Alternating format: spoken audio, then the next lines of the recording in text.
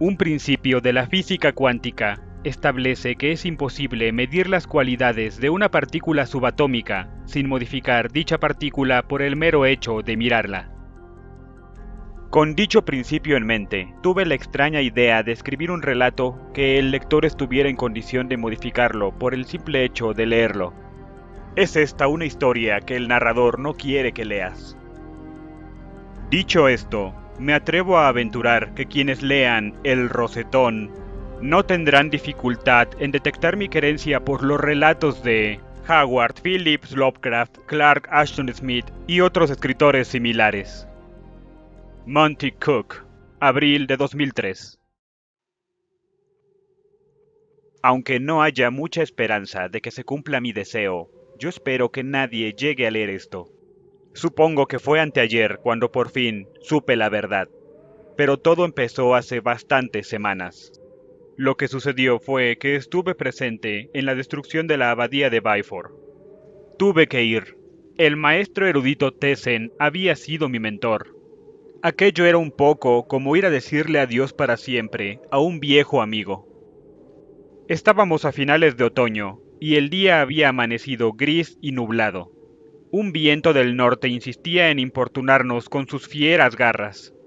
Quienes habían decidido acercarse a la abadía se arrebujaban en sus capas para protegerse del frío. Me sorprendió que tantos hubieran tomado la decisión de participar en aquella simonía.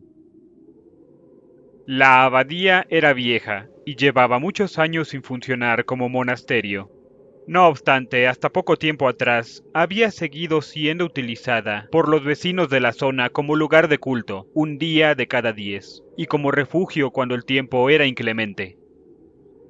Sin embargo, en los últimos años, el muro occidental había empezado a desmoronarse, y el tejado estaba tan combado que los albañiles de la región aseguraban que no era seguro entrar al edificio. Un hombre llamado Grial se había convertido en el responsable de la abadía después de la muerte del obispo, acaecida unos años atrás. Nunca pude determinar con exactitud qué lugar ocupaba en la jerarquía eclesiástica, si es que ocupaba alguno. Grial insistía que no disponía de fondos para hacer las necesarias reformas, de forma que, ni corto ni perezoso, empezó a vender las piedras y el mobiliario de la abadía. Según alegaba, era para reunir los fondos que se necesitaban para construir una nueva iglesia dedicada a Ojma para las gentes de la comarca. De pie, ante el edificio en ruinas, miré cómo varios hombres jóvenes sacaban los bancos, el atril y hasta el altar con encimera de piedra al patio desolado y cubierto de hojas. Miré a la gente ir y venir, ocupada en regatear y comprar las viejas reliquias que habían servido a la parroquia y los fieles durante tanto tiempo. Más tarde, pues ese día no me moví de donde me encontraba, vi cómo aquellos jóvenes echaban mano a martillos y herramientas diversas. Supe que muy pronto las piedras de la abadía serían transportadas muy lejos para ser convertidas en muros para el ganado y casas de labranza. Algo, quizá el destino, aunque yo no estoy seguro, me llevó a dirigir la mirada al alto tejado de la abadía. Allí en lo alto, sobre el gablete, se encontraba el hermoso rosetón que yo también recordaba de mis días de acólito. La ventana redonda tenía un cristal de color entre azul y verde claro que formaba un dibujo muy complejo de una rosa. Aunque el rosetón aparecía más bien apagado bajo el cielo gris, yo sabía que en un día soleado centellearía como una joya de la que emanaran cascadas de luz. Eché a andar y me acerqué al hombre llamado Grial. Rebusqué en un bolsillo y saqué una bolsa con monedas de oro, todo lo que tenía en el mundo. Grial me miró con la expresión avinagrada. Discúlpeme, señor, apunté, pero tengo entendido que está usted vendiendo las partes de la iglesia. Su expresión se suavizó un tanto. Continué. Es posible que usted no lo sepa, pero yo durante un tiempo fui acólito en esta iglesia, antes de que me fuera asignada otra parroquia. El sacerdote por entonces era el maestro erudito Thyssen, mi mentor. Los grises ojos de Griel me miraron sin expresión en su rostro de labios delgados. Griel cruzó los brazos sobre el pecho, pero siguió sin decir palabra. Verá, proseguí. Le tengo un cariño especial a ese viejo rosetón. Lo señalé y sus ojos siguieron la dirección de mi dedo índice. Por eso quisiera comprarlo, para ponerlo en mi propia iglesia. ¿En serio?, dijo más que preguntó. Al volverse hacia mí, en sus ojos brilló una luz. Sus labios apretados reflejaban tensión. Sí, sería un buen... Traté de dar con la palabra adecuada. Recuerdo del maestro erudito. Grial sonrió, y no puedo decir que su sonrisa me gustase. Más bien parecía la mueca ancha y tensa de un depredador. Sí, dijo finalmente. Un recuerdo muy bonito. Todos estamos en deuda con Thyssen. Griel tendió la mano sobre la que dejé la bolsa. Con lentitud empezó a contar las monedas una a una en su mano ancha y blanda. El espectáculo me desagradaba, así que dirigí la mirada a la vidriera. Aunque me había salido muy caro, el rosetón me iba a permitir disfrutar del recuerdo de Thyssen durante mucho tiempo. Satisfecho con el precio, Grial ordenó a los mocetones que subieran a la fachada y quitaran el rosetón con cuidado. La carreta en la que había venido era pequeña, pero se reveló suficiente para transportar la vidriera. Se diría que el destino había decidido que yo tenía que quedarme con el rosetón. No tardé en encontrarme dirigiendo el tiro a través del valle en dirección a la parroquia donde tenía mi hogar. Me llevó unos pocos días contratar a unos peones para que me ayudaran a instalar el rosetón muy por encima del suelo del santuario. Yo sabía que allí proyectaría una luz brillante sobre los fieles congregados durante los oficios de la mañana y la tarde. La vidriera serviría además para glorificar el nombre de Ogma y la fe del maestro erudito Thyssen. Yo estaba contento. Una vez instalado el rosetón, advertí que el joven Feslan, mi acólito, estaba fascinado por la vidriera. «Es maravilloso», observó, «y también muy raro». ¿Raro?, pregunté, fijando la mirada en mi corpulento acólito tras contemplar el rosetón un momento. No lo digo en sentido negativo, hermano. Discúlpeme. Es la forma que tiene. Cada vez que lo miro, me parece ver algo nuevo. Una faceta nueva del cristal o un nuevo juego de luces a través de sus ángulos. Sí, eso es. Los ángulos son precisamente los que resultan tan fascinantes. Volví a mirar el rosetón y tuve que admitir que Feslan estaba en lo cierto. Aquella vidriera era fascinante. Ya no hay artesanos como los de entonces, observé, a sabiendas de que eso era lo que los mayores siempre decían a los jóvenes. Sonreí ante mis propias palabras y trasladé mi sonrisa al muchacho.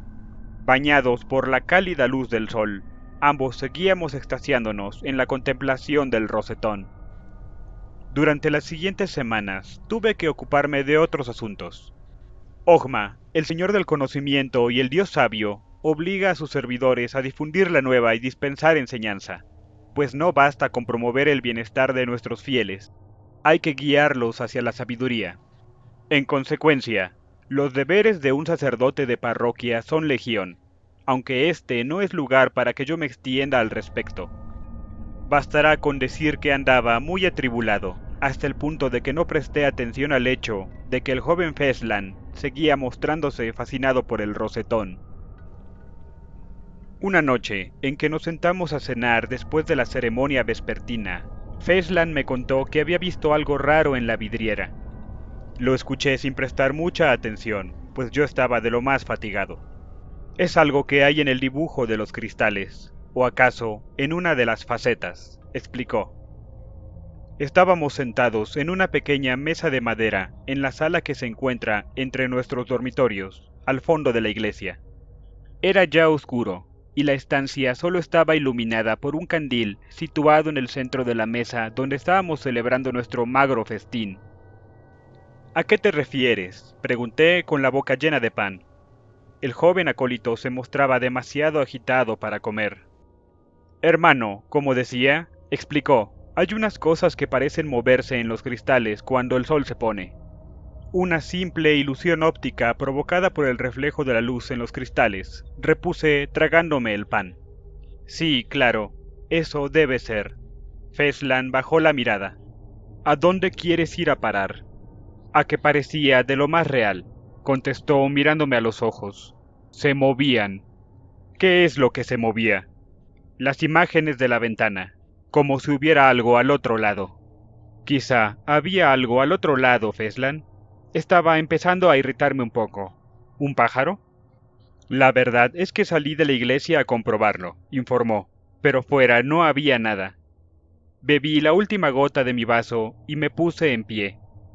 En ese caso, sin duda se trataba de una ilusión óptica provocada por la luz del atardecer, concluí. Ya está bien por hoy, Feslan. Es hora de acostarse. Nos fuimos a dormir. Feslan siempre fue obediente en extremo, cuando hoy lo pienso, pero mejor será que termine con mi relato. Pasaron 2 días sin que Feslan volviera a hacer mención a la vidriera.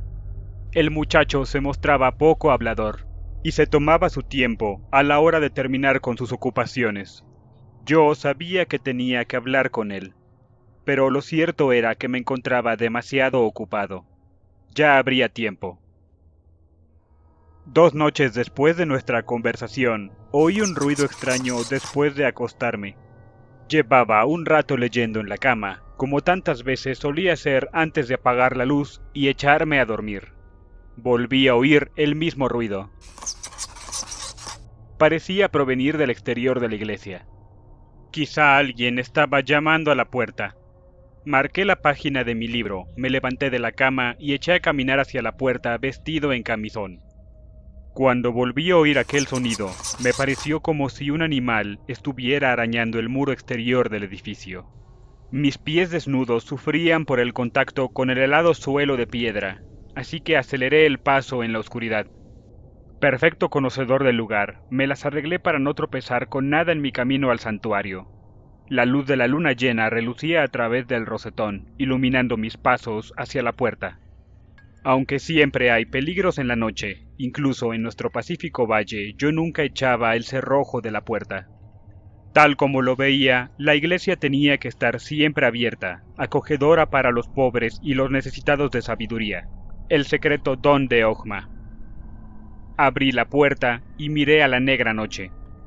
Un viento amargo provocaba que las parduzcas hojas muertas se arremolinaran en el patio que había frente a la iglesia. No veía nada que se alejase de lo ordinario.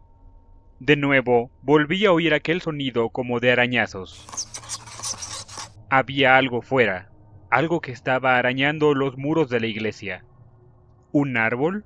El ruido ahora había resonado con fuerza, así que decidí salir a echar un vistazo. Aunque no tenía zapatos, ni una capa, ni una mísera luz, salí. Rodé el edificio entero, sin ver nada en absoluto. Ningún árbol era lo bastante alto como para que sus ramas arañasen los muros de piedra.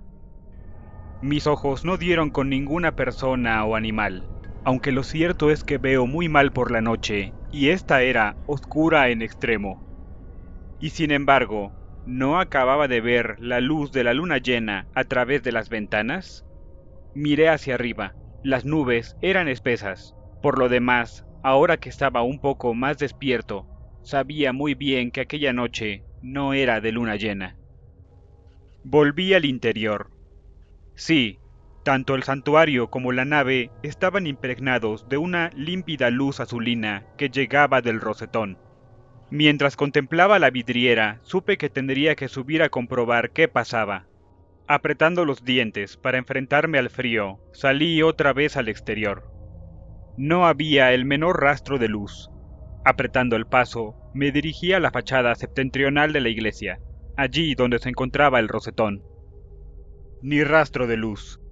Miré la vidriera, cuyo aspecto encontré perfectamente normal, o así me pareció en la oscuridad. De nuevo volví al interior del santuario. Sí, todavía estaba bañado en luz. ¿Acaso esta hora era un poco más tenue? Miré el rosetón y luego la iglesia iluminada. De pie, entre los bancos de madera de la nave frente al altar, vi que la luz de la vidriera proyectaba una sombra a mi alrededor. Para mi horror, no se trataba de la sombra de una rosa, sino de la de un enorme monstruo inhumano. Cuando miré mis pies, advertí que me encontraba directamente situado en la boca abierta, dibujada por la sombra de aquel ser bestial. Eché a correr. Llamando a Feslan a gritos, me dirigí a la parte trasera de la iglesia. Mi acólito salió de su cuarto con los ojos marcados por la alarma y el sueño. Sin decir palabra, agarré del atril el pergamino en blanco que servía como símbolo del poder de Ogma y conduje a Feslan a la nave. Todo estaba a oscuras. «Trae una luz», ordené en un susurro. «¿Qué pasa? Trae una luz».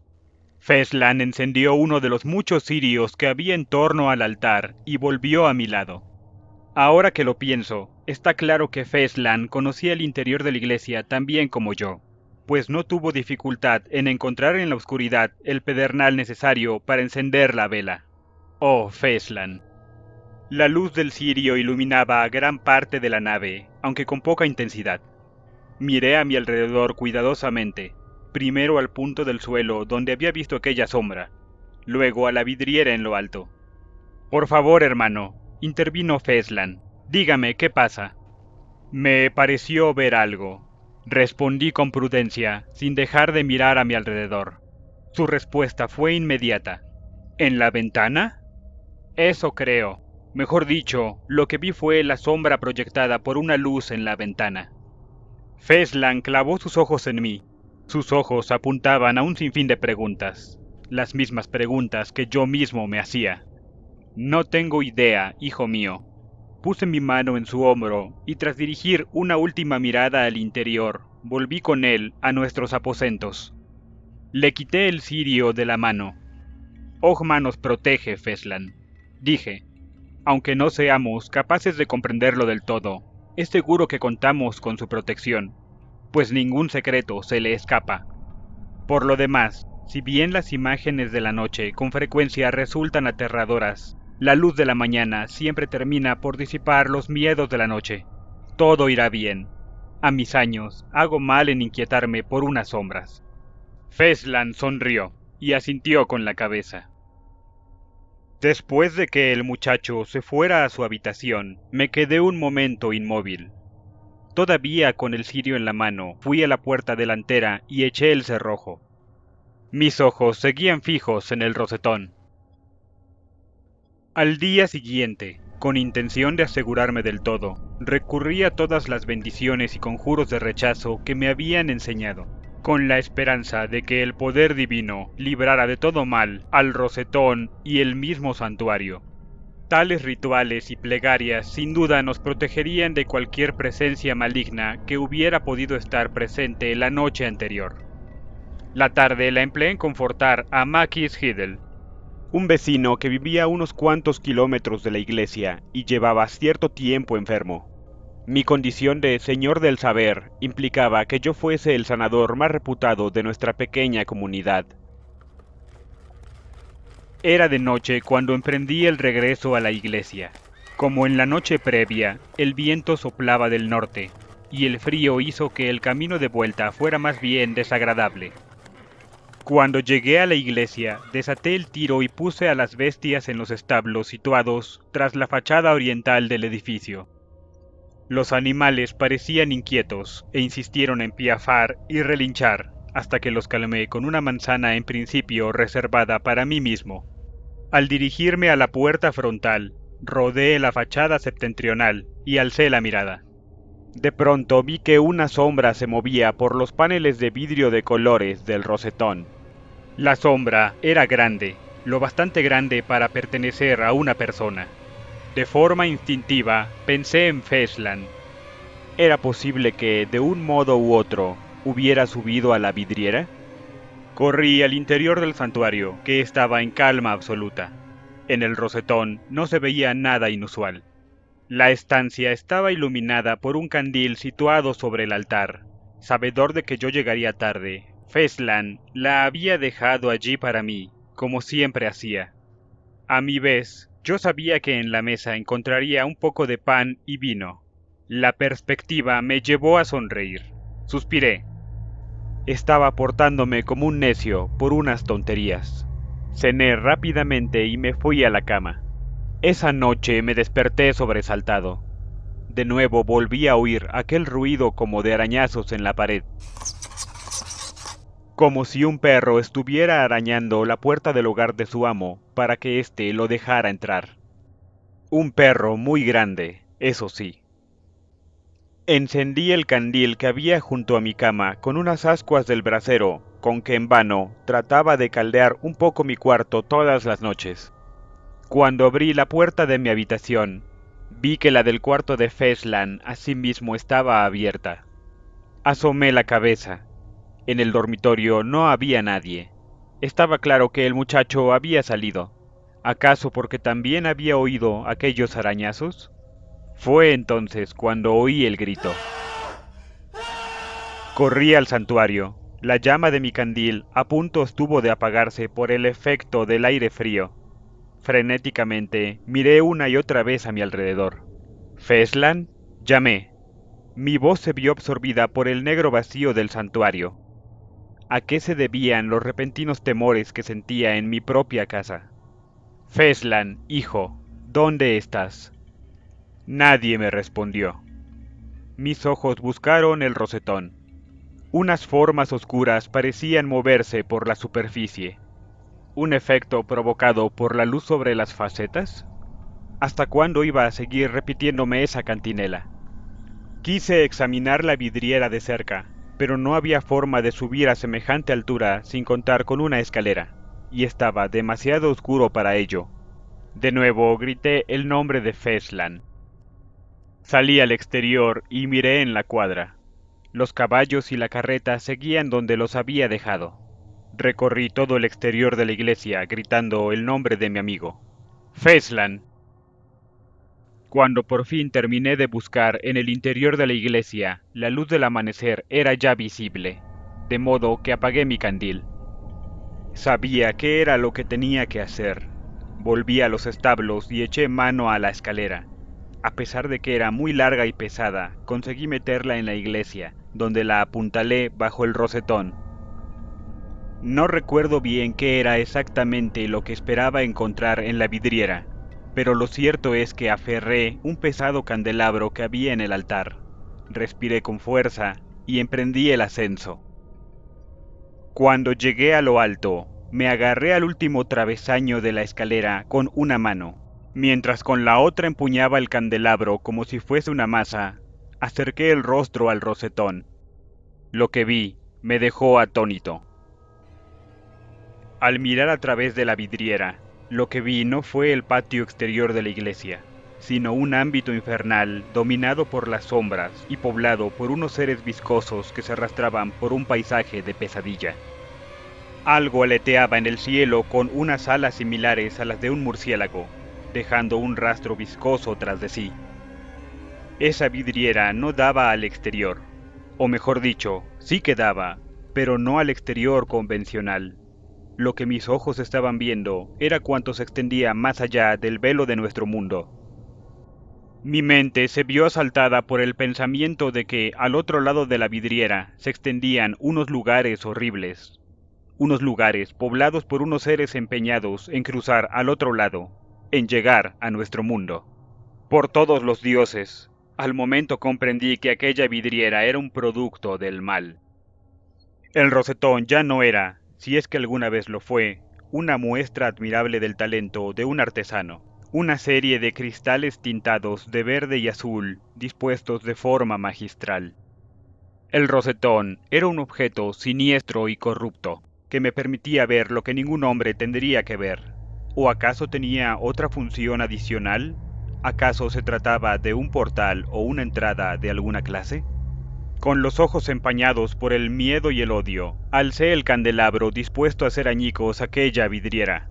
Me proponía hacer añicos aquel mundo maligno, aquellas imágenes repugnantes. Aunque ello no encerraba sacrilegio alguno, pues el rosetón no terminaba de pertenecer a un lugar sagrado, me contuve en el último segundo.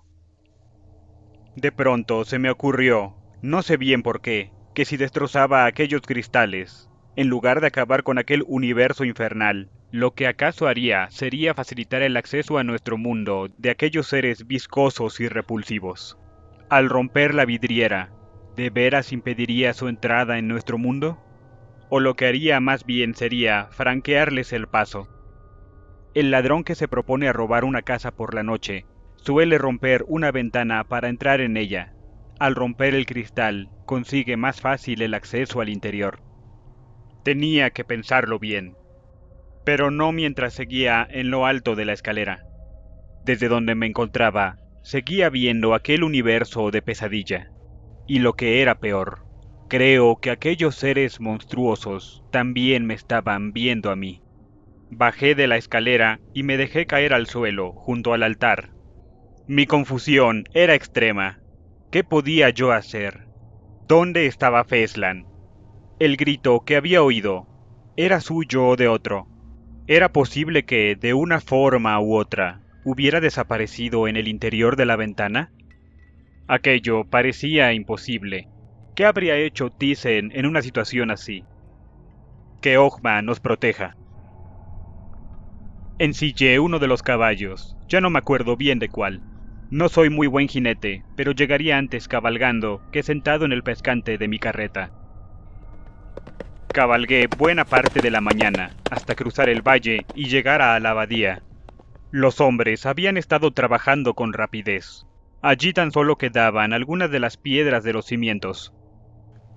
Todo lo demás había desaparecido, incluyendo toda posible pista sobre la verdadera naturaleza del rosetón. El muro en el que se llevaba más de 100 años alojado había desaparecido. El suelo sobre el que había estado proyectando su sombra había sido arrancado, y en aquel momento estaba cubierto de escombros, polvo y hojas de árboles. Me entraron sollozos al contemplar aquel panorama. Thyssen había cometido un pecado contra Ojma para el que no existía perdón posible. Thyssen había estado en posesión de un secreto terrible. ¿Había sido guardián de aquella vidriera? ¿O más bien su servidor? Yo esperaba que su espíritu, por lo menos, no hubiera estado poseído por la malignidad que emanaba del rosetón. Harto de sollozar, monté otra vez en mi caballo. ¿Acaso por haber sido formado en el sacerdocio de Ojma, necesitaba información adicional para comprender bien lo sucedido? Hice que mi montura diese media vuelta y me dirigí al pueblo vecino. Según entendía, el lugar de residencia de Grial y la población en la que había construido su nueva iglesia provisional. Cuando llegué allí, estaba verdaderamente fatigado. Bajé del caballo como pude y llamé a la puerta de Grial. Nadie me respondió, así que llamé otra vez, aporreando la puerta esta vez. ¿Maese Grial? Pregunté. Nada. Maese Grial, soy el señor del saber, Jaeon. Seguí aporreando la puerta. Tan solo dejé de hacerlo un instante, cuando me resultó claro que estaba cerrada con llave. Tengo que hacerle unas preguntas sobre el rosetón que le compré.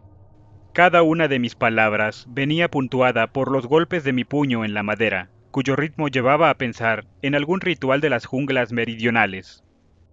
Tengo que hacerle unas preguntas sobre el maestro erudito Thyssen. Exhausto a más no poder, me derrumbé sobre la puerta. Dígamelo, imploré. Dígame qué era lo que realmente adoraban en la abadía. Mientras volvía a la parroquia a lomos de mi caballo, era consciente de que alguien me había visto. Alguien me había estado observando todo el tiempo que pasé aporreando aquella puerta, y todo el tiempo que estuve derrumbado en el suelo, exhausto, frente a la casa de Grial, mientras las hojas del otoño revoloteaban a mi alrededor, como muertos recuerdos que acaso no eran sino simples mentiras. Nadie abrió la puerta de su casa, pero yo sabía bien que me habían estado espiando, incluso ahora. ¿Cuántos de ellos habrían tomado parte en los rituales, repulsivos e inimaginables, que sin duda fueron puestos en práctica bajo aquel rosetón? ¿Era posible que aquellos rituales hubieran seguido desarrollándose mientras yo mismo me encontraba en la abadía? ¿Cómo podía haber sido tan ingenuo?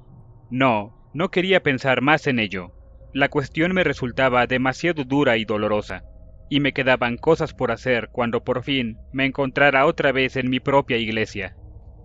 lo que me lleva al presente. Estoy escribiendo esta historia un día después de mi visita al lugar de la vieja abadía. No he pegado ojo en toda la noche, ni tampoco he probado bocado. Cuando llegué a la iglesia, seguía alimentando la improbable esperanza de que Feslan estuviera allí, de que, de un modo u otro, yo me hubiera equivocado. Pero no me había equivocado, y Feslan no estaba allí. Me vestí con las ropas de mi orden, camisa y pantalones blancos, así como la cantlara, un chaleco negro con bordados de oro. La cantlara había sido confeccionada por mi abuela, quien también fuera señora del saber. Eché mano a mi símbolo sagrado y empuñé el cayado que guardaba junto a la puerta por si se daba una emergencia. Un cayado de punta de hierro, susceptible a ser empleado como arma de combate. Me dispuse a entrar en acción, a enfrentarme al mal que yo mismo había traído a mi parroquia. Pero esperé, y si me estaba equivocando como había pensado antes, y si en realidad facilitaba el acceso de aquellos seres a nuestro ámbito, me convencí de que tal eventualidad era improbable. Una cosa tan maligna como aquel rosetón tenía que ser destruida. Su destrucción tan solo podía redundar en el bien. Incluso existía la posibilidad de que se liberase a Feslan de aquello que lo mantenía cautivo, si es que Feslan seguía con vida. Pasé el resto de la jornada de ayer al pie de la escalera, que seguía apuntalada bajo la ventana. Miré arriba incontables veces, pero solo vi la vidriera verde y azul. Ningún movimiento, ninguna sombra, nada. Mi indecisión me impedía subir por la escalera. Después de muchas horas de discutir conmigo mismo, más exhausto de lo que nunca había estado hasta la fecha, empecé a escribir este manuscrito en la mesita que hay en mi dormitorio. A lo largo de la noche he escrito mi relato en estas pocas hojas de pergamino. Ahora que he terminado, me apresuro a subir por la escalera. Voy a destruir ese rosetón, a hacerlo añicos por entero. Si tengo razón y el mal desaparece, volveré a este cuarto y tiraré este manuscrito al fuego, para que nadie llegue a saber de estos horribles acontecimientos. Pero si estoy equivocado, por eso ahora estás leyendo este relato. Si tal es el caso, ¿acaso ustedes, quienes quieran que sean, sepan qué se puede hacer para poner remedio a mis errores? Estoy preparado.